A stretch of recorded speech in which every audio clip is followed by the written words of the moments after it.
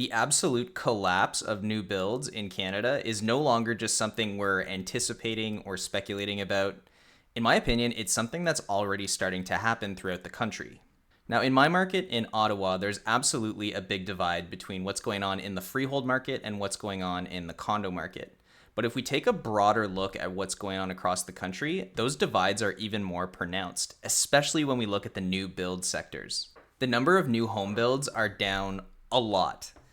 And the number of new home starts are down a lot too. And that has an impact on more than just the amount of inventory that's in the market. That affects jobs and lots of other peripheral industries that surround the real estate market. In fact, about 12% of the workforce in Canada can be tied in some way to the new home building market. And if that business dries up, like it looks like it's starting to, that has real impacts on the economy, on how much money the government brings in, as well as on the real estate market itself. Today, we're going to take a little bit of a deeper dive into what's going on and some of the stats that I think are particularly concerning and that we should really be keeping an eye on. And also what I think governments should maybe start doing in order to head off this cliff it looks like we're heading towards. My name's Tim. I'm a realtor in Ottawa, Ontario, and I have been for the last 5 years.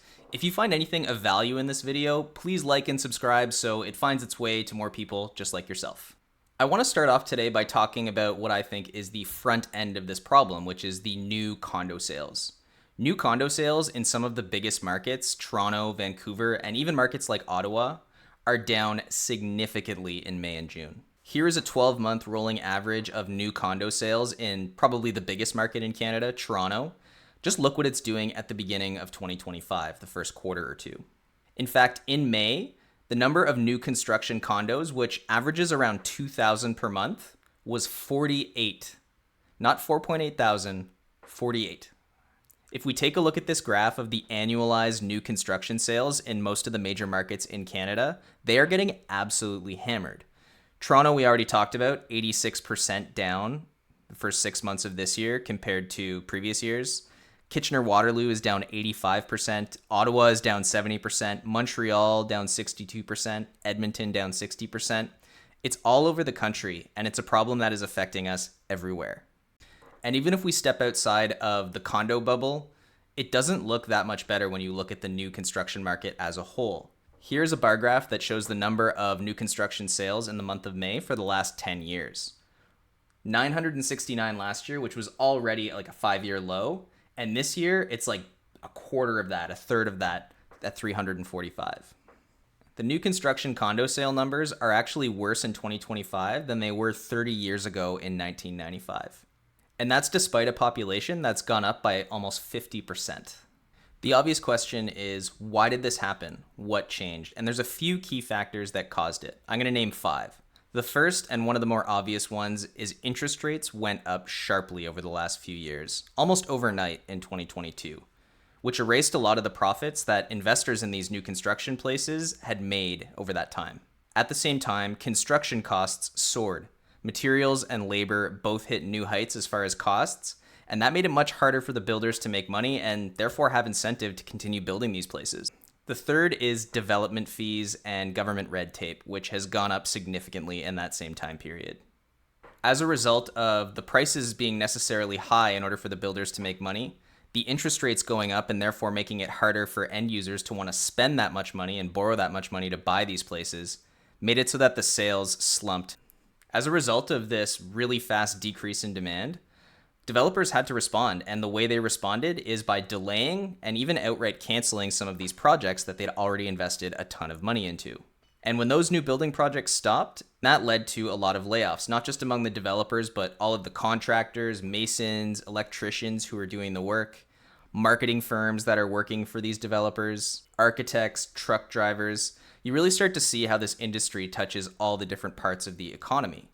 In fact, one prominent economist estimated that about 170,000 jobs are at risk if the current trends going on in the new construction industry in Canada aren't changed. And those jobs being lost have real impacts on the economy. It's pretty well known at this point that we have a housing crisis. We don't have enough places for people to live. And a sharp slowdown in housing starts is not going to do anything to help alleviate that problem. In fact, most of the governments, provincial and federal, are talking a really good game about all the houses that they're going to build. But if you look at the reality, that is just not the case. The other thing to note is that governments make a ton of money based on development fees and other charges that they apply to builders when they're building these new places, not to mention all the land transfer tax and that sort of thing. And if that money's not coming into the government's coffers, that's money that can't be spent on things like healthcare, infrastructure, education, all the stuff that is really important and that we need more of. So, this is a pretty bleak picture. What happens if we stay on this path, and what can be done about it? And what are some governments already doing about it? The good news is, as hard as this moment feels for pretty much everybody, it is forcing a reset in the way that governments are thinking about new housing development and what to prioritize. As a whole, cities and governments are moving towards slashing red tape to facilitate more new builds. It is not happening as fast as it should, and governments do really move frustratingly slow sometimes, but they're saying the right things and the policies are moving in the right direction. In the short term, this is going to mean a lot of pain that people are feeling already through the lack of housing inventory and the high cost of housing. But I'm really hopeful that in the long term, these challenges could lead to a leaner new construction market that's more in touch with Canadians' needs and the kind of housing, kind of affordable housing that people actually need to live. Thank you so much for watching. Sorry for being so negative today. I hope I left you with a little bit of hope at the end. Again, if you found anything of value here, please like and subscribe so the video finds its way to more people just like you. Thanks so much. Have a wonderful day. Take care.